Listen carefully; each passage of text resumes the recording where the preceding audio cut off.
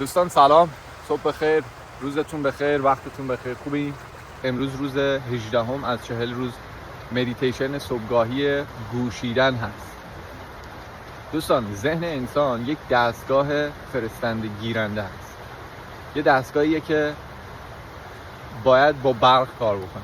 حالا برق این دستگاه چیه؟ یه نوع انرژیه، یه جنسی از انرژی که بسیار بسیار لطیفه و ما بهش میگیم حضور. یعنی اگر اون حضور نباشه این دستگاه کار نمیکنه. این حضور آگاه هم هست، کانشس هم هست، یعنی یه اسم دیگهش میشه آگاهی. اگر اون نباشه این دستگاه کار نمیکنه، نمیتونه فکر تولید کنه، نمیتونه دریافت کنه، نمیتونه ارسال کنه. حالا اگر این دستگاه یا این ذهن شلوغ باشه، پر از سر و صدا باشه، پر از فکر باشه، اون چیزی که برای اون شخص یا برای من مفیده رو نمیتونم دریافت کنم، چون خیلی شلوغه. فرض کن اتاق شما پر از وسیله باشه، یه چیزی رو بخوای پیدا کنی چقدر باید انرژی صرف کنی و شاید هم مثلا بیخیالش بشی و بگی حالا بعد. دقیقاً ذهن ما هم همینطوره. سعدی میگه که فراوان سخن باشد آگنده گوش، نصیحت نگیرد مگر در خموش.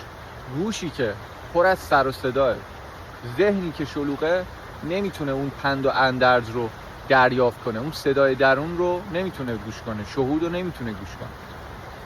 پس شما زمانی میتونی اون توصیه خوب رو دریافت کنی، گیرندت خوب به نفع تو کار میکنه، که سکوت کردن رو بلد باشی که این ذهن رو در حالت سکوت قرار بدی.